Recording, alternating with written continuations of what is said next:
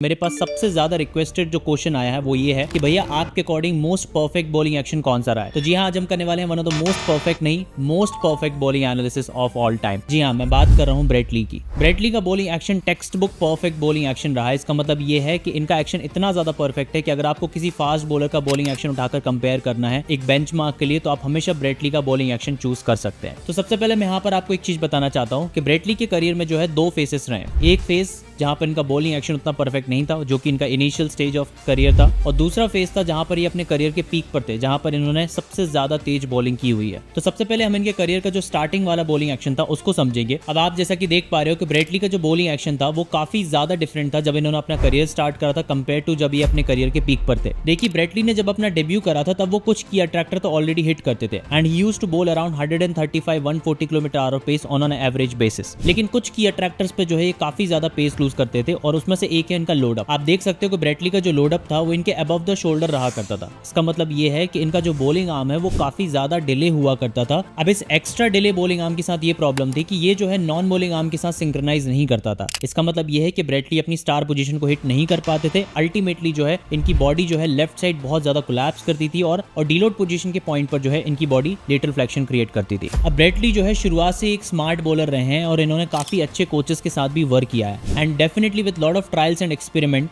He figured out कि इनके लिए कौन सा लोडअप जो है वो बेस्ट रहेगा। आगे चल के जो है इन्होंने अपना लोडअप चेंज करा और आपको सबको मालूम होगा कि इनका जो लोडअप था, जिसके लिए सबसे ज्यादा फेमस इनका जो लोडअप है, वो वेस्ट के अराउंड हुआ करता था इनके पीक करियर पे। अब ब्रेट ली जब अपने करियर के पीक पर थे अराउंड 2003, जहां पर ये 155-160 के अराउंड भी बॉलिंग कर रहे थे ऑन अ रेगुलर बेसिस, हम उस बॉलिंग एक्शन और उस बॉलिंग रनअप को जो है डिकोड करेंगे। तो सबसे पहले की अट्रैक्टर पर आते हैं और वो है इनका run up. One of the most complete run up technique you will ever see in cricket history. यहाँ पर इनका प्रॉपर सिलिंड्रिकल पैटर्न क्रिएट होता था जब ये अपने रनअप पर भागते थे, और साथ ही में जो है इनके बॉलिंग रनअप पर कोई भी स्टटर नहीं था। इसका मतलब ये है कि ये एंड में बहुत ज्यादा स्लो नहीं होते थे और ना ही इनकी स्ट्राइड जो है वो ब्रेक होती थी। इनका जो सेकंड की अट्रैक्टर ये हिट करते थे वो था इंपल्स स्टेप। इंपल्स स्टेप पर आकर जो है ये फॉरवर्ड जंप लेते थे, मतलब इंपल्स स्टेप पर ये बिल्कुल भी कोलैप्स नहीं करते थे। इनका जो पूरा मोमेंटम इन्होंने रनअप पर कैरी करा है फिर बिल्ड करा है, उसको जंप के थ्रू अपने एक्शन में ट्रांसफर कर पाते थे। तीसरा की अट्रैक्टर है tibia lead. One of the most important की अट्रैक्टर होता है फास्ट बॉलर के लिए। इससे क्या होता है कि फास्ट बॉलर अपनी बॉडी को कंट्रोल कर पाते हैं अपने बॉलिंग एक्शन में। अब आप देख सकते हो स्क्रीन पर कि ब्रेट ली की जो टिबिया है या फिर जो शिन है वो इनकी अपर बॉडी से आगे है बिफोर बैकफुट कांटेक्ट, और यही इंपॉर्टेंट होता है एज अ फास्ट बॉलर अगर आप स्पेशली एक सेमी ओपन या साइड ऑन फास्ट बॉलर हैं। तो यहाँ पर ब्रेट ली जो है प्रॉपर टिबिया लीड कर रहे हैं। उसके बाद इनका जो अगला की अट्रैक्टर आता है वो है लोड अप। तो पहले जैसे इनका load up above the shoulder हुआ करता था, जो कि इन्होंने चेंज करके ये अब अराउंड द वेस्ट लेकर आए थे, जिससे कि इनकी बॉलिंग आर्म रोटेशन में इनको अपना आर्म रोटेट करने में काफी ज्यादा हेल्प मिल रही थी। मतलब ये अपना बॉलिंग आर्म रोटेशन जो है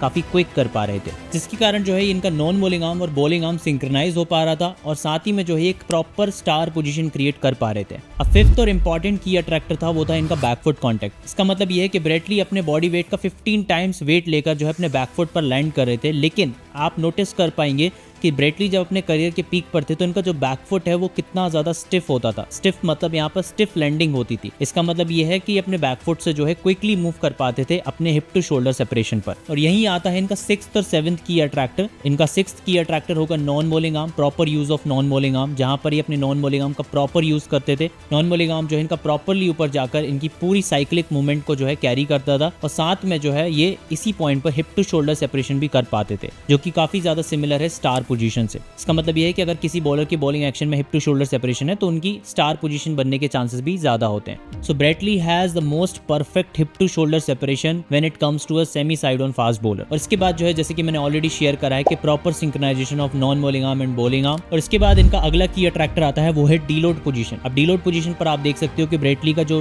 फ्रंट लेग है वो कंप्लीटली ब्रेस्ड है और साथ ही में जो है इनकी बॉलिंग में कोई भी लेटरल फ्लेक्शन नहीं हो रहा है। अब आप जैसे कि इनका पुराना वाला एक्शन देखा था आपने कि जहां पर इनका load up above the shoulder हुआ करता था, वहां पर इनकी बॉलिंग एक्शन में लेटरल फ्लेक्शन था और उस एक्शन में जो है इंजरी के चांसेस भी ज्यादा थे और ये बहुत ज्यादा हाई पेस पर बॉलिंग नहीं कर पा रहे थे। मीनवाइल जब इन्होंने अपना लोडअप चेंज करा और अब इनकी बॉलिंग में क्योंकि ब्रेस्ड लेग भी है और इनका लेटरल फ्लेक्शन भी नहीं हो रहा है, तो आप देख सकते हो और आप सभी को मालूम है हिस्ट्री में कि ब्रेट ली ने जो है 155 टू 160 किलोमीटर पर आवर की स्पीड से बॉलिंग की हुई है। सो ये डीलोड पोजीशन हर एक फास्ट बॉलर के लिए बहुत ज्यादा इंपॉर्टेंट है, स्पेशली अगर उनको 150 किलोमीटर आवर की स्पीड से बॉलिंग करनी है, फिर वो ऑलरेडी करते हैं। अगला जो की अट्रैक्टर था वो था इनका रिस्ट पोजीशन। पोजीशन आप देख सकते हो कि Brett Lee used to have a proper wrist position. इनका रिस्ट जो है बहुत ज्यादा फॉल नहीं करता था, आइदर लेफ्ट और आइदर राइट। और साथ ही में जो इनका लास्ट की अट्रैक्टर था वो था फॉलो थ्रू। आप देख सकते हो कि जब ब्रेटली अपने करियर की पीक पर थे तो इनका फॉलो थ्रू था वो ऑलमोस्ट बैट्समैन तक जाता था, मतलब बॉल डालने के बाद ये जो है इजीली बैट्समैन तक जाते थे और ये ऑटोमेटिकली होता था, ये ऐसा जान करके नहीं करते थे। जनरली ऐसा बॉलर्स के साथ होता है कि अगर उन्होंने अपने रनअप पर पीक मोमेंटम बिल्ड करा और उसको प्रॉपर्ली अपने एक्शन में ट्रांसफर करा है